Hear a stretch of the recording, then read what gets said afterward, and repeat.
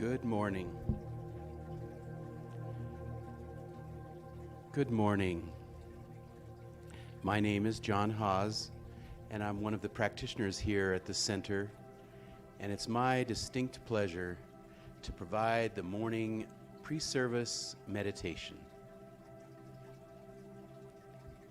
If you've been out enjoying this beautiful so-called winter here in Prescott, where it's been 56 degrees and sunny, as the lights dim on the day, you've noticed the beautiful stars and the waxing nearly full moon. Today I want to celebrate that nature and celebrate all that is good in our lives.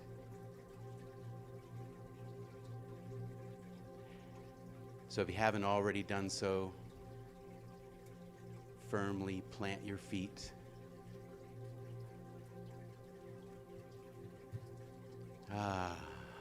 Allow the seat to hold you.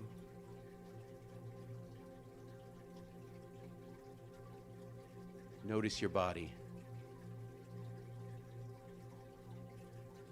Wiggle your toes.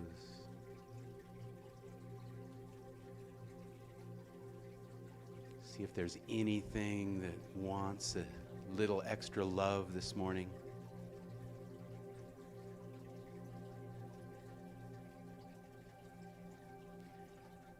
Notice your breath.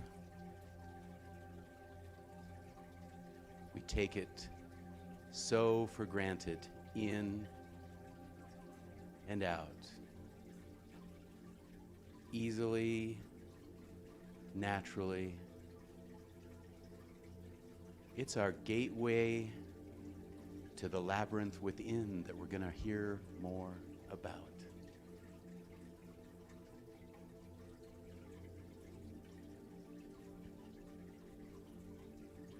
I found something when I was going through the words. And think of this as part of your rich life.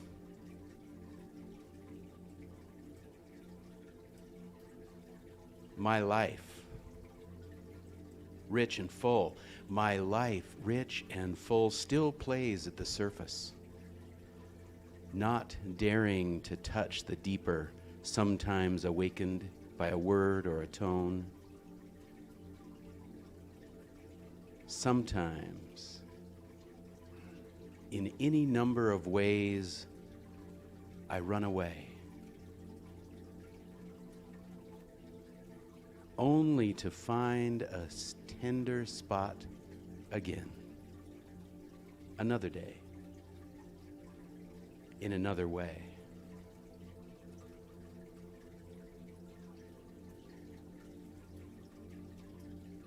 Only I can stop and listen to the feeling that guides me to a deeper truth.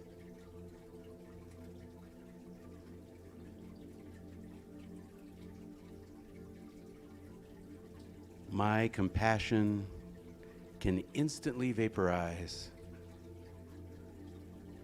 My actions become blind unless I'm willing to look, truly look at this life amidst abundance, now and then. Truly look and know the truth that waits for you inside.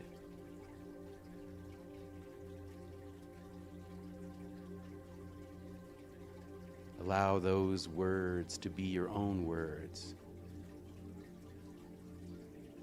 Allow the silence and the music to draw you inside, where you can truly look.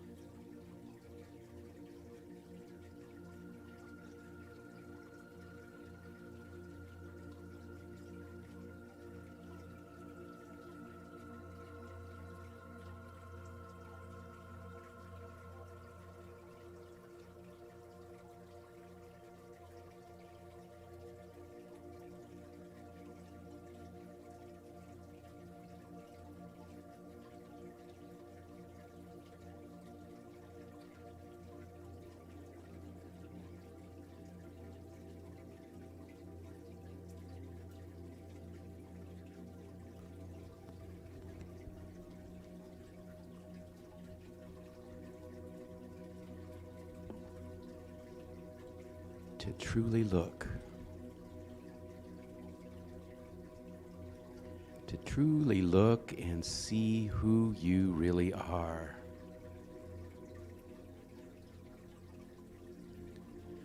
Just remember that inner guide is always waiting patiently for us to remember to look. Because there's something within you which is completely aware of its oneness with power, of its unity with life. Lose all thoughts of discord and fear and permit the true pattern to come to the surface. Ernest Holmes shared that wisdom in 365 Days of Richer Living, reminding us that every day is a perfect day to truly look and remember whose we are. So in the days and weeks ahead, as you run into people, run into things, a button gets pushed, truly look. Who am I being in this moment?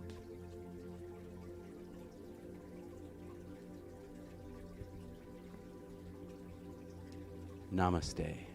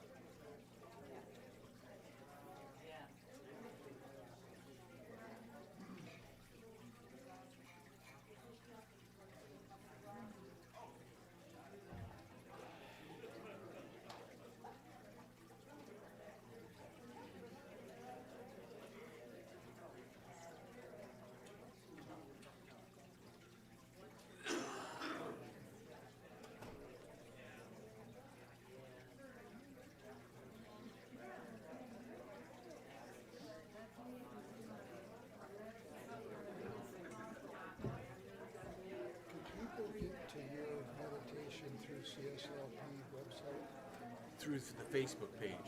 Of the website. No, it's a CSL Prescott Facebook. Okay, CSL, okay. Yeah. And it's under videos. And anyone can go there. It's public. Okay. Just wanted to make a little announcement. Yeah, for good. that. Great.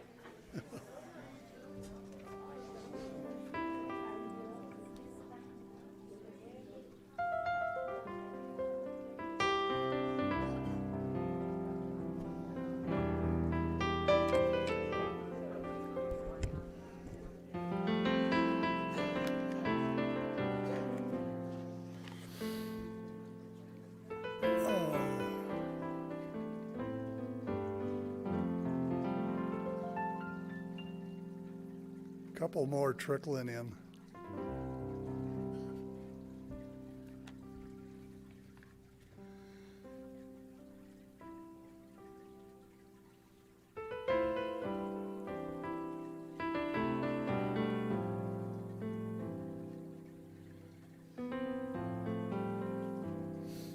Good morning. Welcome to your Center for Spiritual Living. I'm Tom Kimmerly, and I'm part of your leadership team. Today we have a guest speaker for you. He is Reverend Jeff Hargis, and his message is the inner labyrinth and the outer crowd. And so I'm sure we'll be happy to have him. And thank you, John, for the meditation. Excuse me. Happiness does start from the inside. You can get more of John and Jackson Mondays. Their meditation is on Facebook. I'd like to remind everybody here and online that tomorrow is Martin Luther King Day. He was actually born Michael King, Jr. in 1929. But after a trip to Germany and hearing a theologian named Martin Luther, he changed his name. Reverend King's message was of nonviolence, that freedom, equality, and justice and love is what all Americans have the right to. Through hard work, we all can achieve peace, prosperity, and create a life full of love and joy. We've heard these messages many times from other great men. Ernest Holmes with his prayer for my country. Ronald Reagan with his work with the USSR in convincing them that cooperation and openness was the road to peace. And with John F. Kennedy, ask not what your country can do for you, but what you can do for your country. Prescott will be having a Marching Forward in Love celebration tomorrow from 10 to 12:30. It starts at the United Methodist Church on Gurley Street. Starting Monday night, this Monday, Swami Sankardananaka, that's it, Santung will be here to uplift and radiate peace and love through meditation, singing, and chanting. It will be from 6 to 7:15, and so we're hoping you can attend. We have a women's support group and empowerment circle starting January 20th, led by Mona. And the Heart Connection will meet here on Sunday, January 30th after service. Hazel, would you like to come up and make an announcement?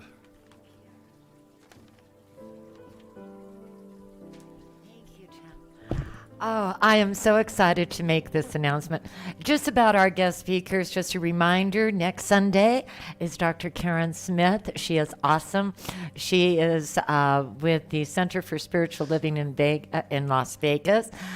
She has also traveled throughout the United States, including being a guest speaker with Marianne Williamson. So she is awesome. But my great news here, because I just got off the phone this morning before service. Now, I know that I had signed up to be the guest speaker here on Sunday, January 30th. I am going to defer that to later on because Dr. Ruth Deaton is going to be here. Isn't that awesome? Dr. Ruth was our interim minister between Dr. Bob and Reverend Kathleen. She is attending the conference, the Center for Spiritual Living Conference in Palm Springs, and I was able to convince her, why don't you swing by Prescott before you head back home back east? So just wanted to let you know we'll be updating the flyers and information shortly, but January 30th, Dr. Ruth Deaton. Thank you. Thanks, Hazel. And finally, many of you have questioned our expenses, and one of our expenses being the web page and the cost of managing it. Our fee has been $1,000 to $1,250 a month. This past week, I called them up and renegotiated our monthly charge. It's now $500 for the first 4 months.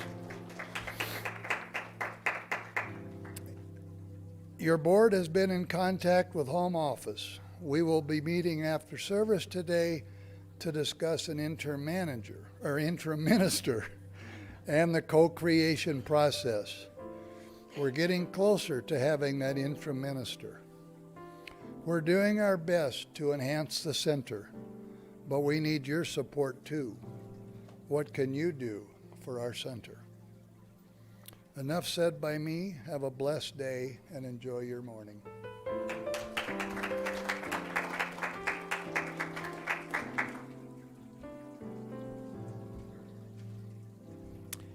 Good morning. My name is John Haas, and I'm one of the licensed professional practitioners here at the Center for Spiritual Living Prescott. And it's my honor to provide us with the beginnings of prayer. Grateful on a Sunday. Looking out at all the faces, we know and we affirm that there's only one thing going on. We can call it God, we can call it good, we can call it by any name, but it's right here, it's right now. It surrounds us, it works through us, as us. And so everywhere we look, everything we touch, every thought we have, every breath we take, it'll be touching you. And since it touches everything and everyone, then it touches me. It touches you. It is me, it is you. And so as we look out, we know that with the lights that go on, like Martin Luther, like Angela, soon to be on the new quarter, we know, we affirm that only good can come from this today. The message from Jeff, the music from Jackson, from our guests, all of the people that help make this possible, it's blessed. And we're blessed. And so grateful on a Sunday, I just release these words knowing that it's already done because the universe and God has already said, yes, yes, yes. And so it is.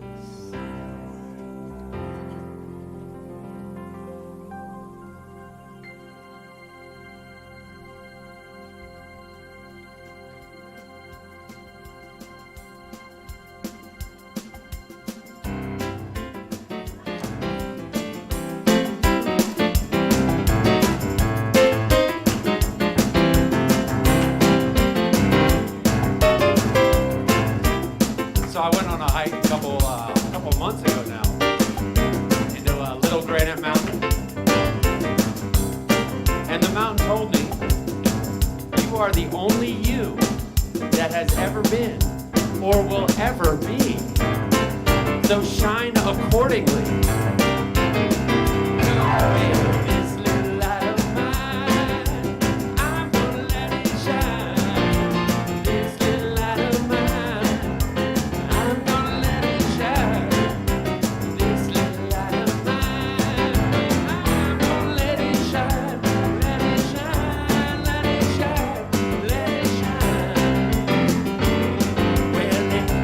Where I go,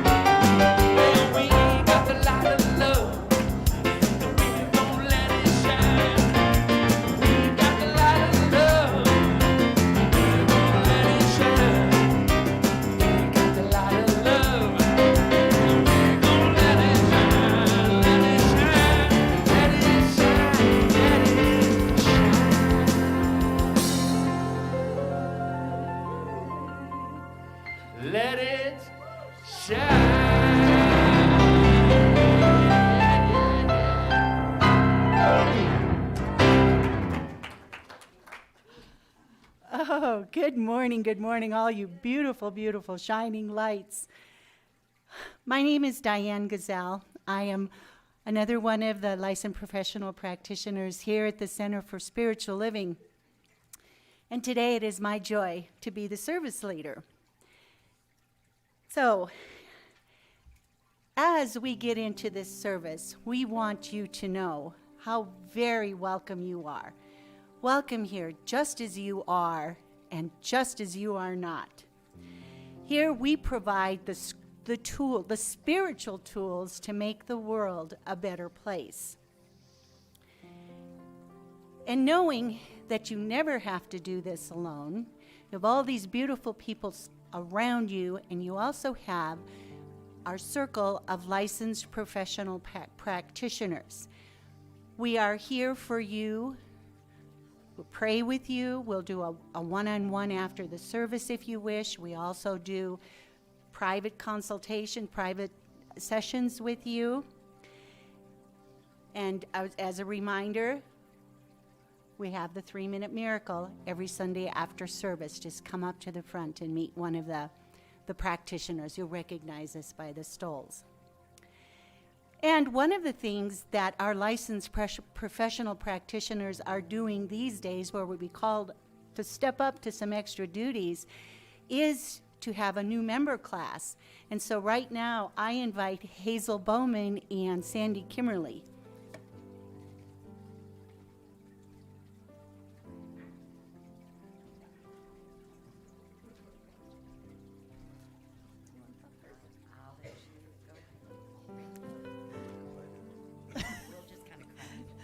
Good morning.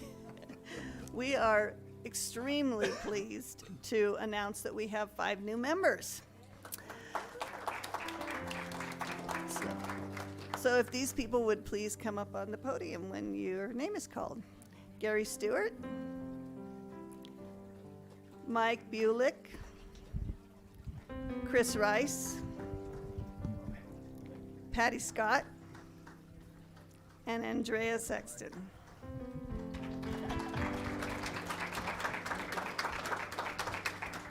Some of these people you will recognize from being very active and involved already before they ever even became members. So we're delighted to have them.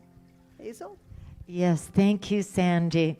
And what a joy it is to see you all up here.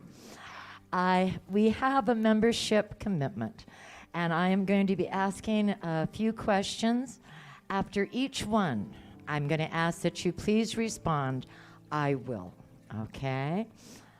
So, the Center for Spiritual Living is holy ground where the divine can be experienced. It is a place that lovingly supports you in making a conscious choice to live a life of spiritual truth and commitment. Will you support this center, our spiritual home, in a loving way, warmly welcoming others who join us on their paths of truth? I will. All right. Given that it is the people who are the heart and the soul of the center, will you commit to sharing your time, your treasure, and your talents with your spiritual community? I will. The center's practitioners and its board are committing to supporting you in times of joy and in sorrow and in all the challenges of life. Will you commit to supporting every member of this center without judgment, no matter where they are in their spiritual journey? I will. This center commits to being open and flexible to the ever-expanding vision of God. Will you commit to trusting and nurturing this unfolding process? I will. And then, in this moment, we are uniting not only with this center, but also with every center for spiritual living across the planet in the compelling global vision, a world that works for everyone, in which we live and grow as a human family. In committing yourself to active membership at the center, you align yourself with the intentions of this spiritual community? Will you come and be a part of the demonstration of the global vision? I will. And to you, here at the center, will you as a community commit to creating space in your hearts and lives for our new members? We will. All right. We celebrate you as a blessing to this community. We are grateful for all you exactly as you are and as you are not. And we honor your commitment to grow with us spiritually. And together we all affirm, and so it is. And Mr. President, as chair of the Practitioner Corps, it is my honor to introduce to you our new members of the Center for Spiritual Living Prescott.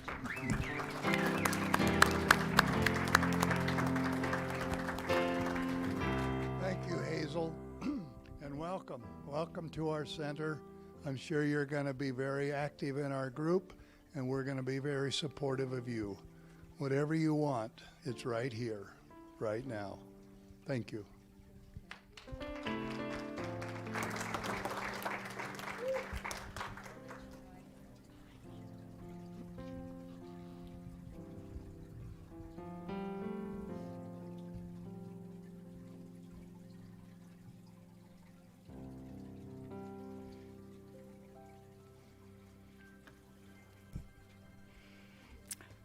How beautiful, how exciting. And so there are many paths to connecting oneness, and I would like to invite the candle lighters to please step forward.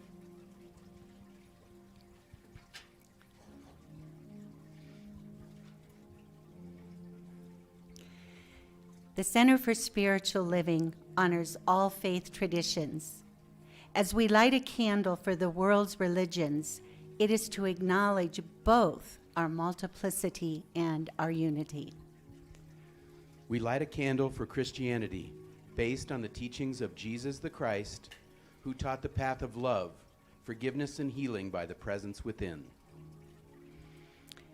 For Islam, the practice of submitting to the will of God as revealed to his prophets, peace be upon them, who taught that there is one God, creator of the heaven and earth.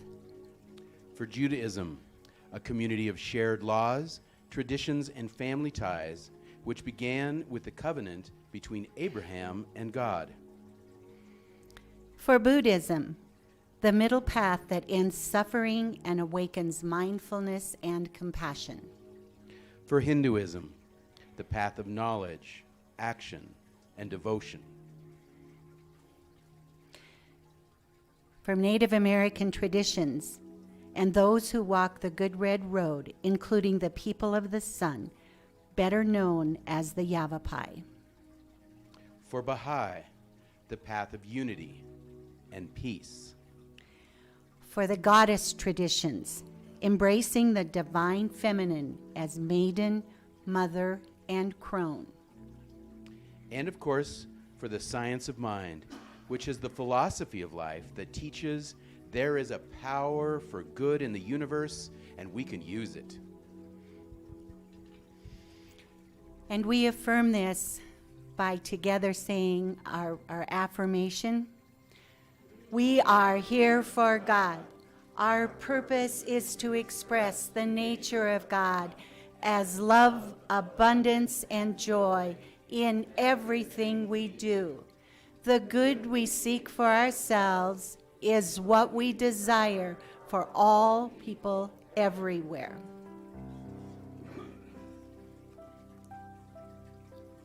Thank you, candlelighters. This is a song Jim Rodkey introduced me to.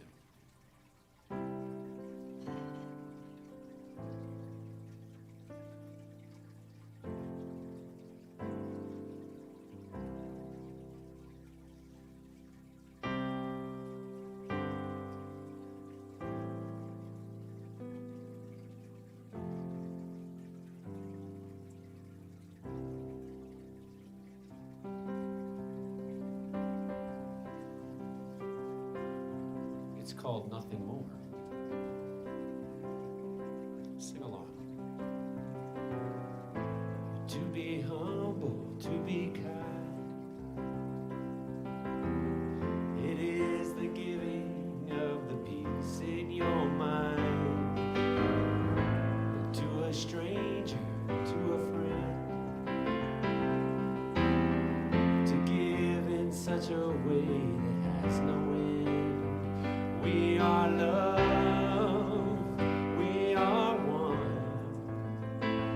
We are how we treat each other when the day is done. We are peace, we are warm.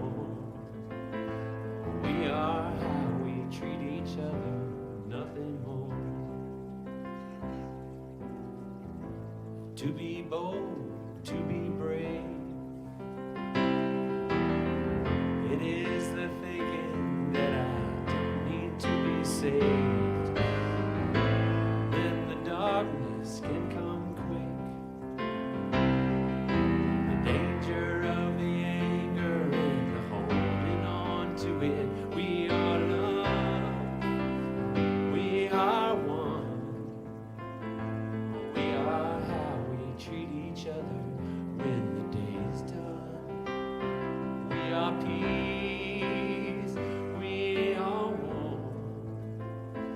We are how we treat each other, nothing more. We are love, we are one. We are how we treat each other when the day is done. We are peace, we are hope. We are how we treat each other, nothing more.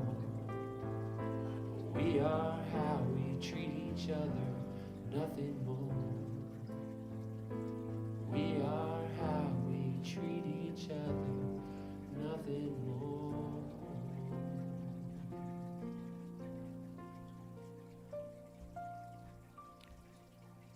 We are one. We're love. Join me now to go inside and find that joy, that love, and that one that loves the other just as we love ourselves. Close your eyes. Connect. We are one.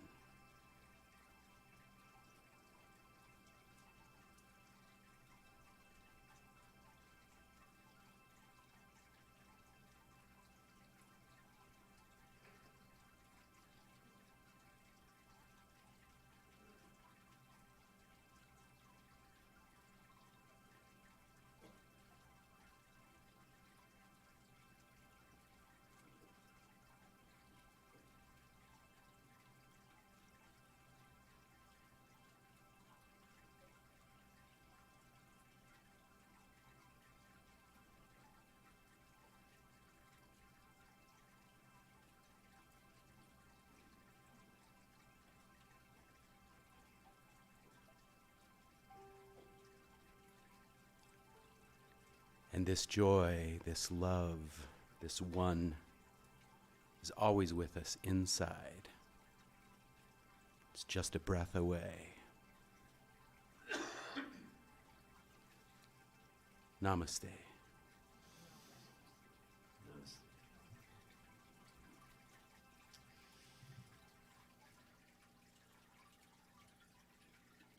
Well, let's see. It was many years ago. I was playing a music festival in Flagstaff, and this super nice guy made sure that if I was ever hungry, he made sure that I had a delicious bagel to eat. And in the process of eating those delicious bagels, we hung out and talked, and I found out he was a singer-songwriter, and when I heard some of his stuff, I was blown away. And he has since moved on to out of Arizona. He's now in California and continuing his music career there. And I asked him to stream in and give us a couple tastes of that music. And so from Los Angeles, California, everyone, this is Dan Stein.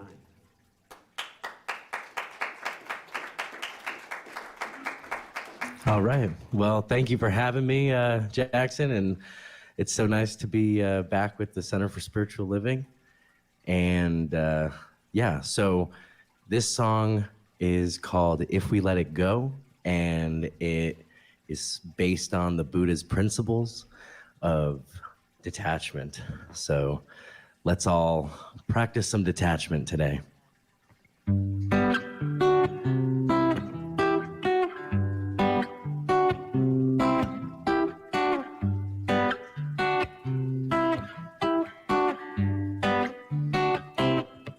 Thinking of the sunrise, new day, a new life, mystified and satisfied, I can see it now. But if you won't let it go, these little things, they tend to grow.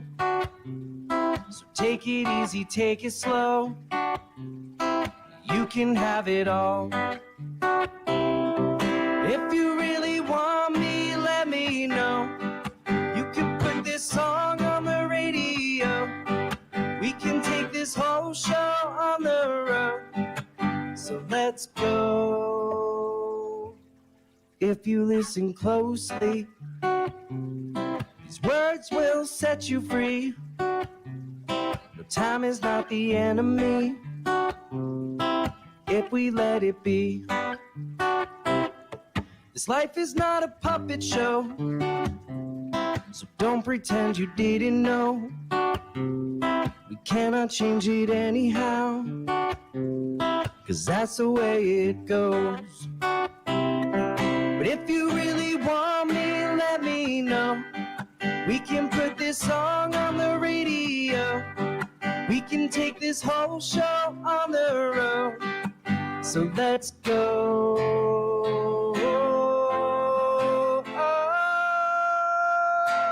If we let it go, let's go.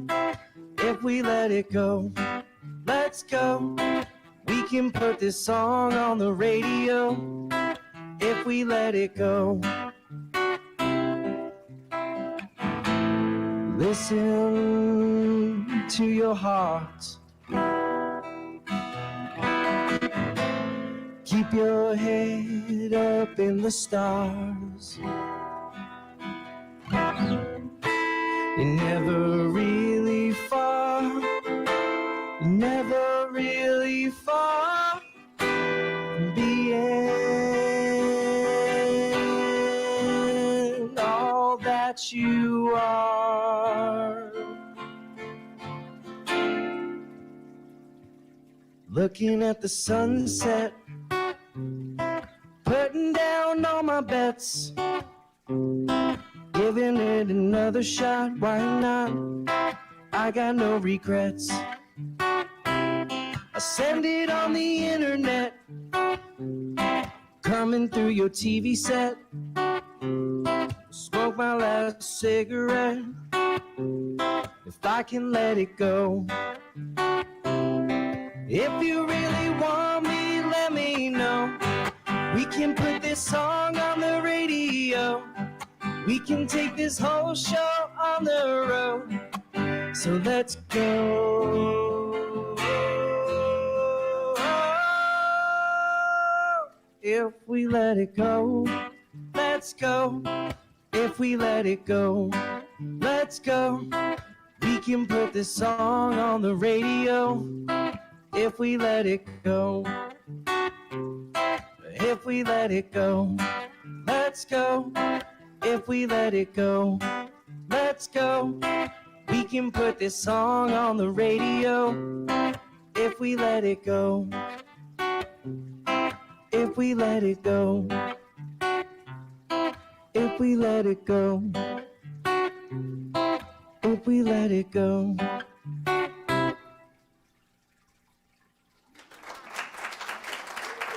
Thank you, and happy Sunday to everybody. Oh, thank you so much for those words. If we let it go, we let more good come in, right? And one of those good things we have is our guest speaker today, Reverend Hargis. He's from our neighbor down south in the valley. Jeff has been a student of New Thought from his early 20s, ever since his father handed him the book Illusions by Richard Bach, as if to say, tag, you're it. Jeff has an eclectic background in business and technology and spent much of his professional career as a business analyst. Feeling the need for a career that would take him deeper into the heart, he let go of his work to pursue employment at his spiritual center, while at the same time entering into ministerial school at Holmes Institute. He recently completed his program and is awaiting panels in February for the official minister credential. And so join with me in welcoming our new to soon be, Jeff Hargis.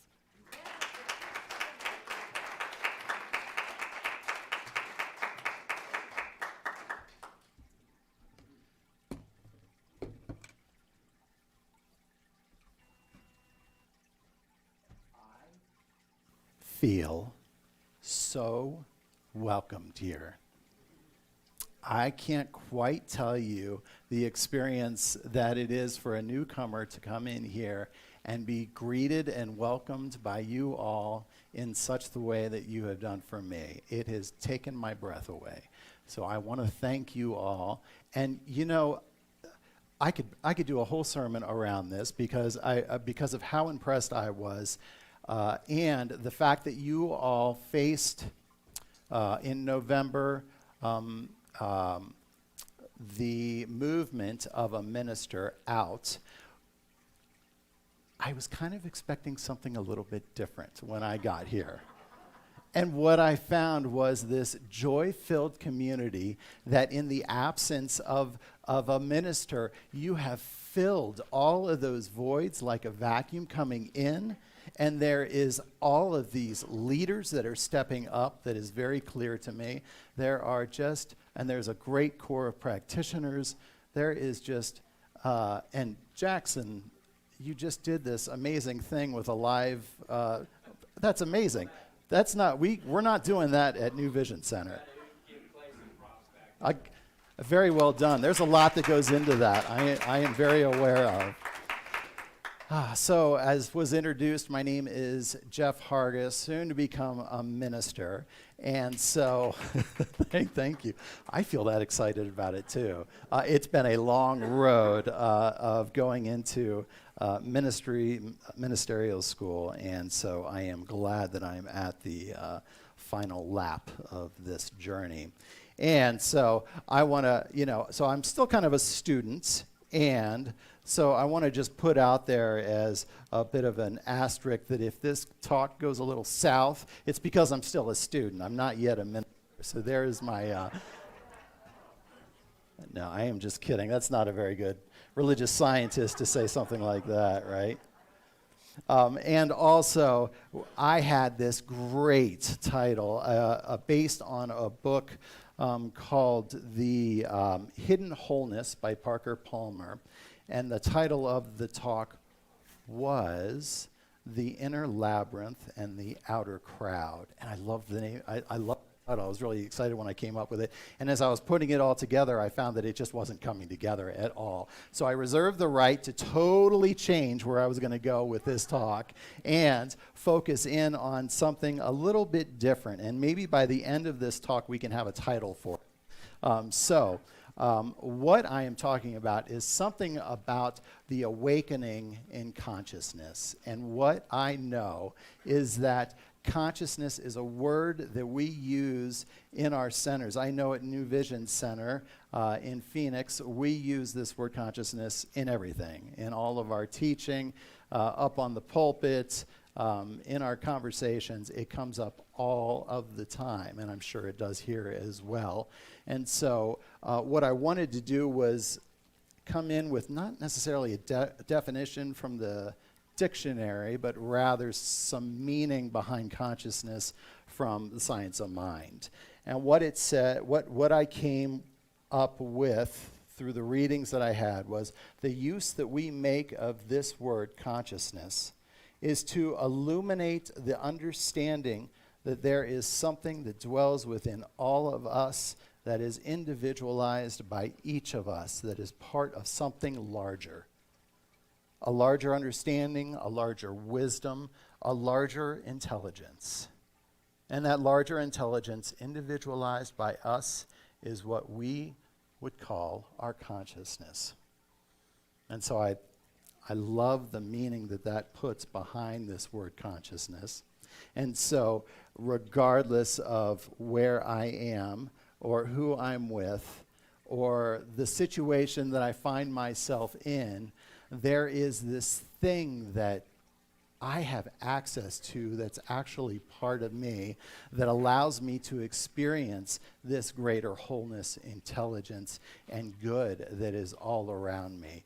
And so what happens is when we step into this idea around consciousness in this way, something amazing happens. And really in the direction of my talk today are awakenings. And there are actually two awakenings that I'm going to be talking about today. The first is something that we are all familiar with, I am sure, and that is in the awakening of choice. The other part of this is something that I'm calling illumined to action.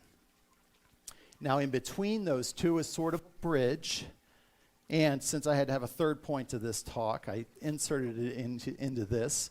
And this is, and I'll talk about that in a little bit. But this is really about the journey of awakenings through consciousness that we are experiencing. And so, as I said, this awakening to choice that we come to, and I don't want to tell you all something that you already know, because I'm very clear that that's what brings us into this philosophy, is this idea that we are absolutely, positively responsible for the experience that we have in this life. It is part of this philosophy such that there is no begging or beseeching to the man upstairs. It is an internal process that we go through that touches that inner core that is God. And so that's what we do when we discover this idea of choice. And so I'm not going to go very much further into that, but I am going to give this a little more context in terms of how we get to this place of choice. There are influences that we have as kids. First and foremost, of course, are our parents, whether they were a source of good support for us or whether they were not a source of good support for us, whether they were present in our upbringing or whether they were absent. It all contributes significantly to this thing, this beginning time of consciousness that we start developing as kids. They teach us what we know, either directly or indirectly, and we receive from them that which we can consider, like I said, that initial consciousness. And there is something else that is also working through this through our parents as well, and that is our ancestral lineage. That ancestral lineage, that is all of the generations prior to this that bring forth ideas, that bring forth our creativeness, that bring forth our judgments, that bring forth our biases, and oftentimes we are the recipient of all of that.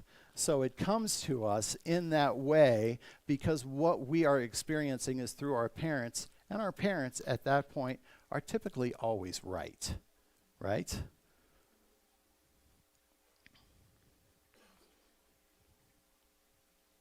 Often that initial consciousness is governed by a lot of ideas, and those ideas, that ancestral lineage is held throughout that line. So it's limited in a sense that there are a lot of ideas in there that aren't the most loving or that aren't the most supportive, right? This is something that we grew up, that we may experience prejudice, we may experience a lot of negative judgment, we might experience all kinds of things like that. One of our initial founders for our movement, grandfather of science of mind, if you will, by the name of Judge Thomas Troward, talked about how we are governed by those ideas of our lineage until we come to the awakening of choice.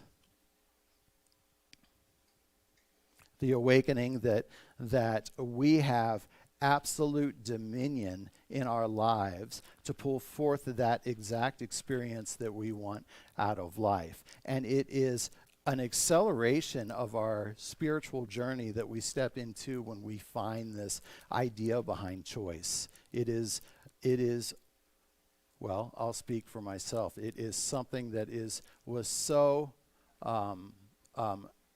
pivotal in my life because I came from, and I'll talk about, there are my lineage brought to me, most especially judgment. This was a big part of my family, was this judgment. And the moment somebody would step out of the room, that same moment, so the comments would start coming forth. Whether they were good or whether they were negative, they came forth. And so I stepped out into life beyond my parents, expecting that. That was a part of who I was. I had no idea that this could be something different in my experience. I had no idea that I could actually be coming from that place of consciousness, of evenness, to be loving to anybody that comes forth.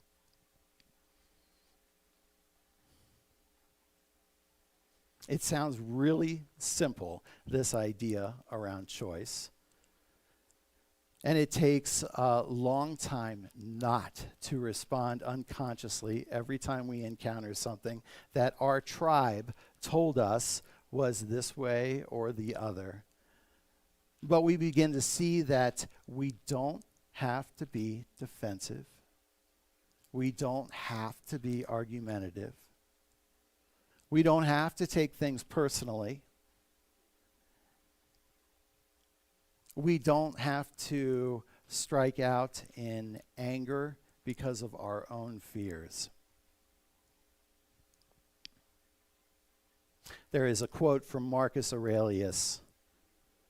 He said, "If thou art pained by any external thing, it is not this thing that disturbs thee, but thy own judgment about it.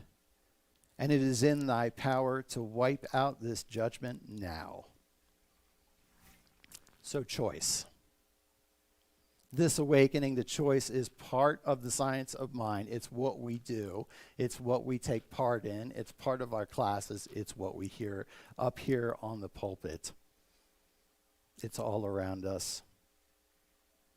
And so that while the outside experience is happening all around us, and that's a static thing, it's what's happening internally that begins to change. There is a calmness that is coming forth in that. We don't have that knee-jerk reaction of judgment. We don't have that knee-jerk or unconscious reaction about lack or being a victim of anything.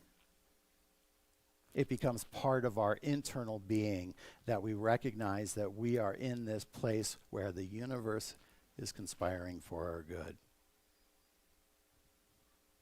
And so we say to ourselves, I choose to stop the retaliation and the violence, and I choose to act from a place of indifference, and forgiveness. That is the shift that we make.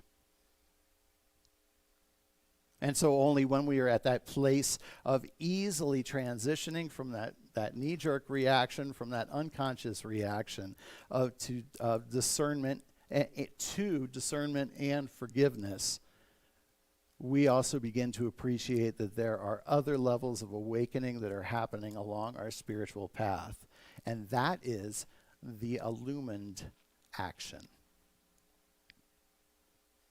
In between this idea behind our choice, our awakening with choice, and our awakening with illumined action, there is kind of a bridge that fills that gap. It takes this idea of choice to a whole new level, and it does so by demanding us to ask of ourselves, in this particular instance, in this situation, in this challenge that I find myself in, how can I move forward with purpose? How can I move forward with purpose? It is such an important question, I think, and it's something that we start to ask ourselves when we get into that deeper and deeper consciousness and further along in our spiritual journey. And so what happens when we do that enough is that there comes another awakening, and it is that illumined action. And I'm going to, and I will explain it. I'll explain it the best that I can. It is that we begin to live and have our being from a place of absolute interconnectedness with everything, all of life. That there is nothing that I encounter that is separate from this interconnection. That there is nothing that I encounter that I can leave out of my loving regard.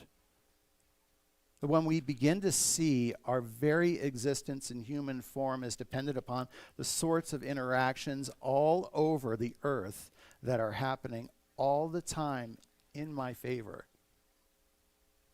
Just this morning, I had scrambled eggs.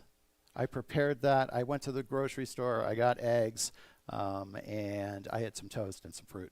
And to put that together could be just kind of a label of sorts, but to think more deeply about it, there is so much that went on in my favor. There is so much from the local farm, the eggs, and for the whole plate that I manifested, all of the growing of the crops and the harvesting and the people that delivered the food to the grocery store, and that clerk that checked me out, that didn't check me out, but he checked me out with my groceries. And all of this went in to manifest this beautiful breakfast that I had this morning. There is this interbeing that when we wake up to the choice, there is no place that I can be in this world that isn't intimately tied to something else. And what begins to happen is that we begin to realize that there is a powerful illumination that is taking place of our kinship with all of life. And as a responsibility to that, we need to act in that same manner. We need to act as if everything that we touch is sacred in our life, that everything has a profound interconnected weaving to it that is there, that is present. It is so powerful just to be in that place of recognition to the depth of what is coming forth. And I know that I'm not there yet.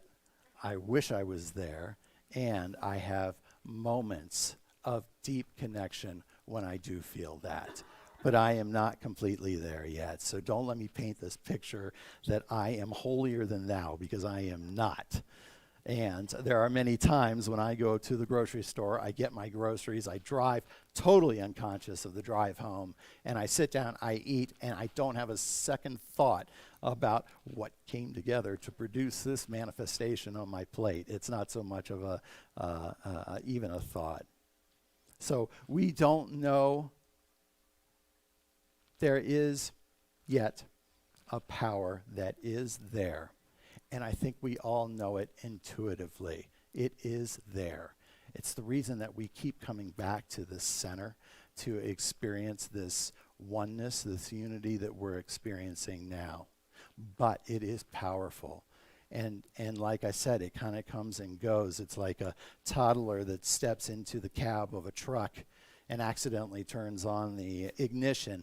There is a lot of power there. We don't always know what's going on or where we are going. And so this jumping back and forth with connectedness back into the world of effects is absolutely a part of this, and that's our work, to connect on such that level that we recognize this more and more. It is like walking outside and seeing one of these beautiful pine trees and walking by it and just labeling it a tree. Whereas what we really think deeply when we're coming from that sacred place is feeling that tree, the presence of that tree, and feeling the roots that are under our feet that are holding this massive structure up, the soil that is interacting with the roots, and my interaction with the tree itself, that I'm breathing the very air of life coming forth in me. What an amazing, miraculous interaction, interconnectedness that is.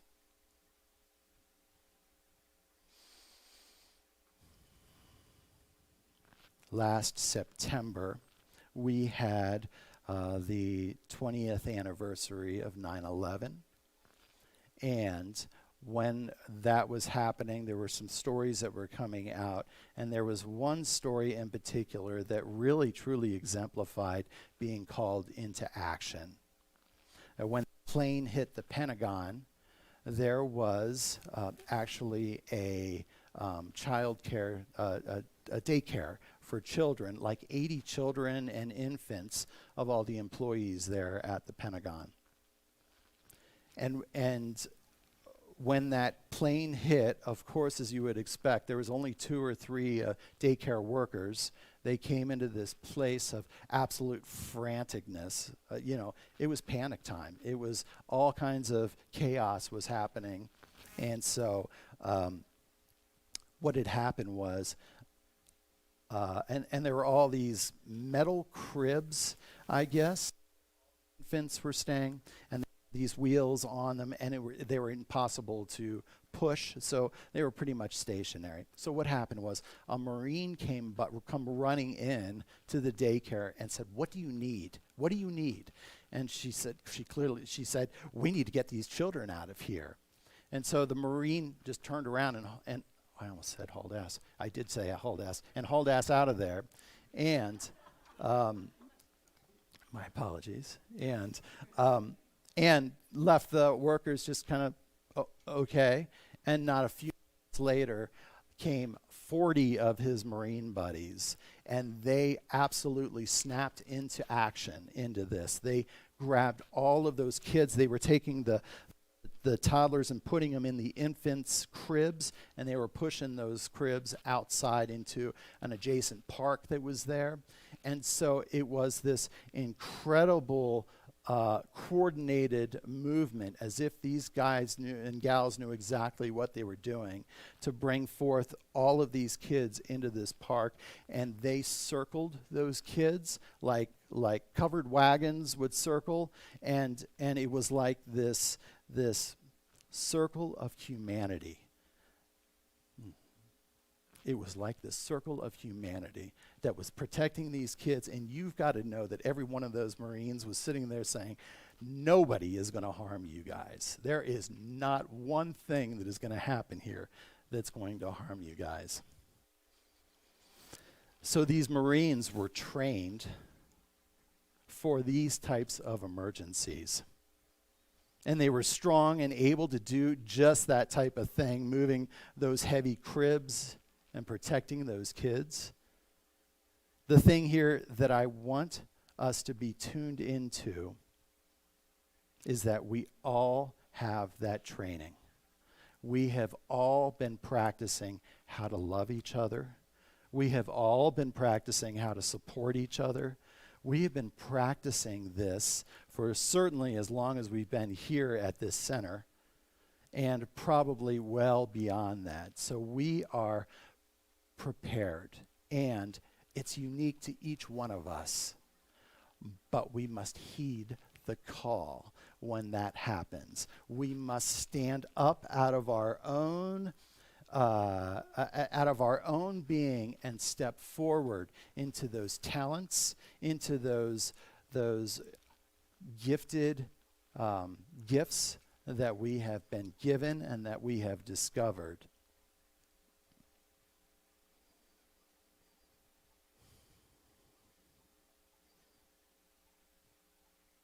This form of illumined action is what we are being called to do, especially in the world today. There is so much calling for us to step forward, to recognize our good and to demonstrate it and to express it in such a way that we touch everybody, whether it is simply smiling at somebody that is walking by me, or whether it is having a conversation with somebody that just feels low. It is quite possible that they'll remember that conversation for the rest of their life, and it has such a dynamic impact of what we do, because our thoughts and our actions and everything that we do contributes to this wholeness that we are. Even a prayer, if I were to pray for this community, I would know that it would have an impact on everybody within the sound of my voice, everybody's family members outside of this community, everybody from Jackson and the sound crew to all of the leaders in here. It would have an impact. And so that's what we do. So I'm going to close today with a peace prayer from St. Francis of Assisi. And I'll invite you to translate some of these words as you need to.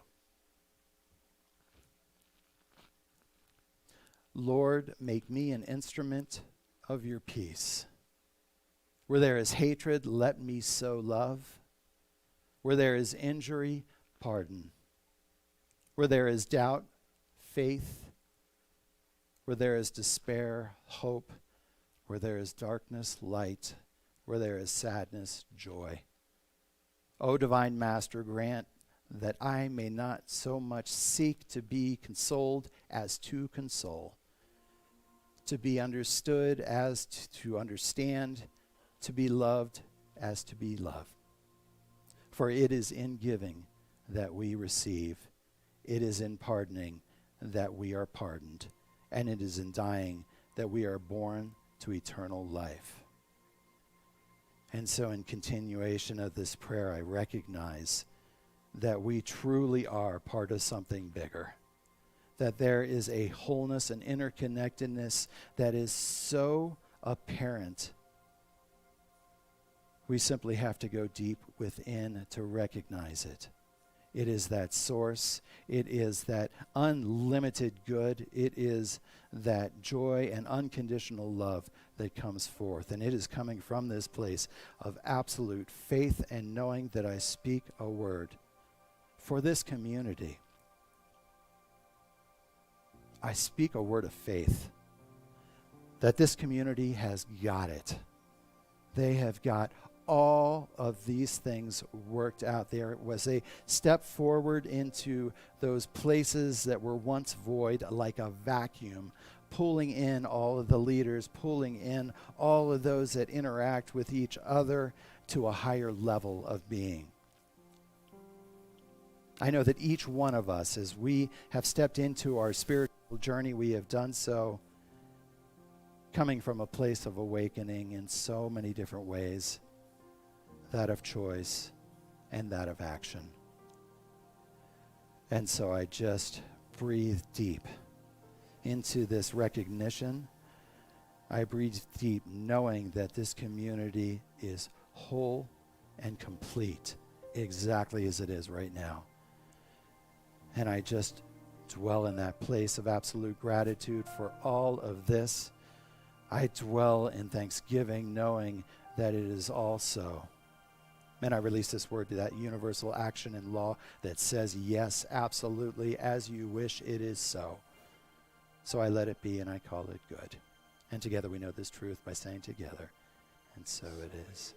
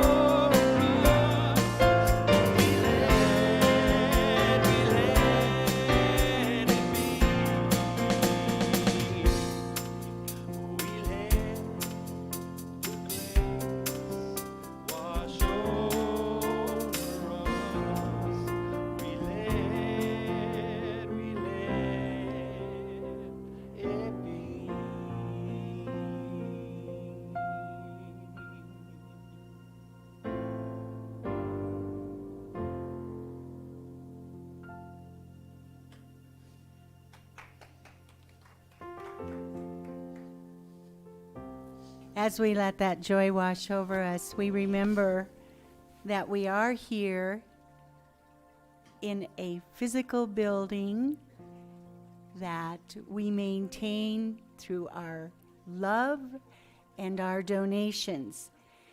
And so at this time, we don't pass a collection, but we do have a sparkly box out there where you can put your love donation in.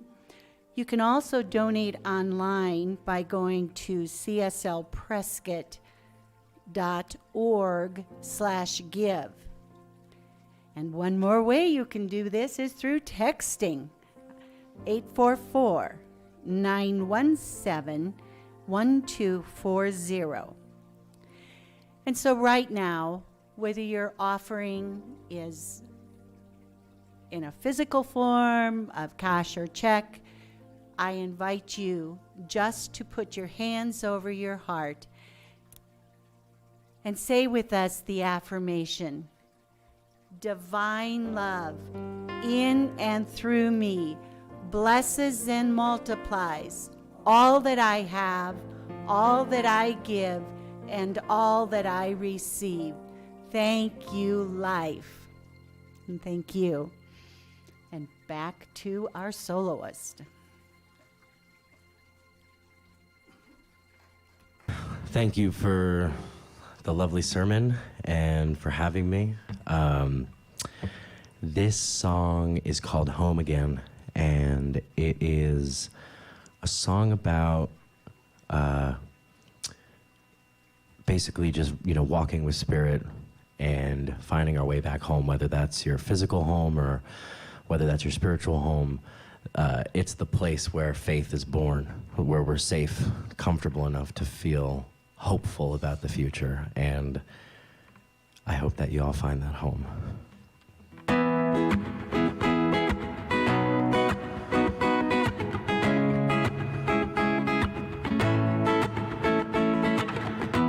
When I look into your eyes, I can hear the record playing, singing you this song, and you know the words I'm writing down on this ripped up piece of paper.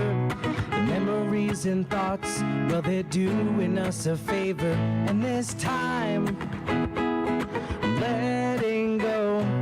I don't know where we're going, but I know the road will take us home. It's where I wanna be when we're driving in the car and you're smiling back at me. Yeah, home is where I wanna be. I don't know where we're going, but I know I need your company. Home, going home. Yeah, home is where I wanna be. Every time you trip and stumble, every time you catch your breath, I can see it in your smile and the lightness on your step. There's a joy that radiates around your whole entire life. I don't even have to worry if I'm doing this right. And even when the hard times make you stop and think, you're a champion of happenstance, yeah, ready for anything. And you trust me to catch you anywhere you roam.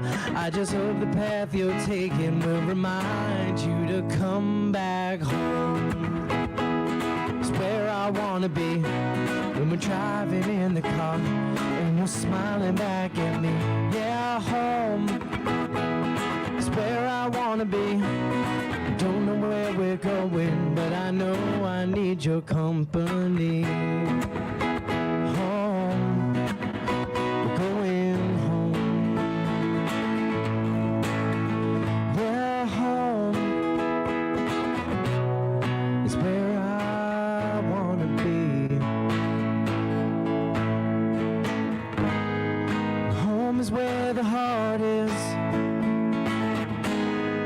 The heart is what can love the hardest. And our part in this microcosm, to love like there's nothing stopping us from going home.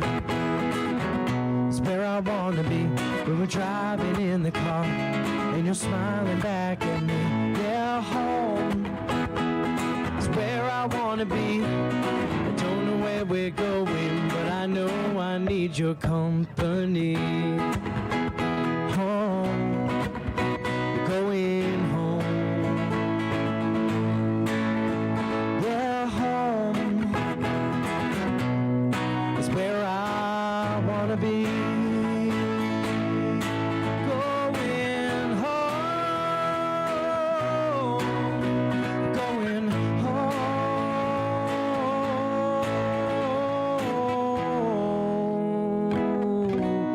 is where I wanna be. Is where I wanna be.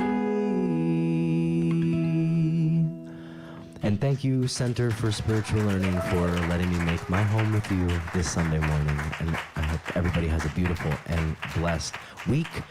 And until next time, thank you very much for having me. Jackson.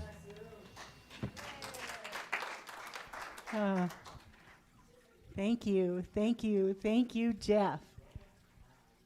I think it's, wait, did I even say that name right? Anyway, thank you. Dan, sorry, yes, Jeff is over there. Goodness sakes. And speaking of being home, welcome to this home. And if you are new here today, we would love to have you just introduce yourself to us. First time here, visiting, and it looks like you are all home and have been here before.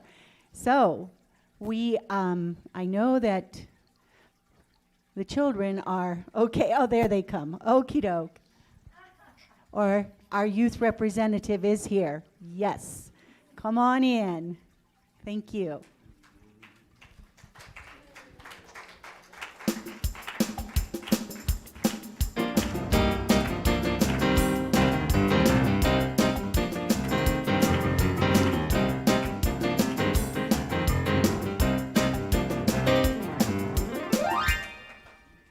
And we know you all have something to share. Yes, we made these bracelets to like fidget with just when we're like feeling stressed. Mine isn't exactly put into bracelet form yet, but it's done nonetheless, and it looks like this. So yeah, that's what I have to share.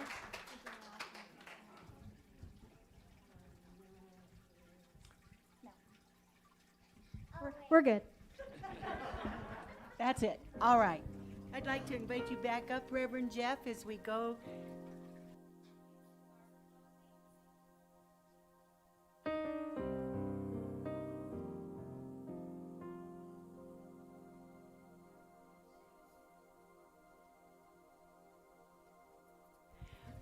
We are here. Something wonderful is happening through me right now. It is happening through my mind, my body, and my affairs. I think it, I believe it, I feel it, I know it, I accept it. Thank you, life.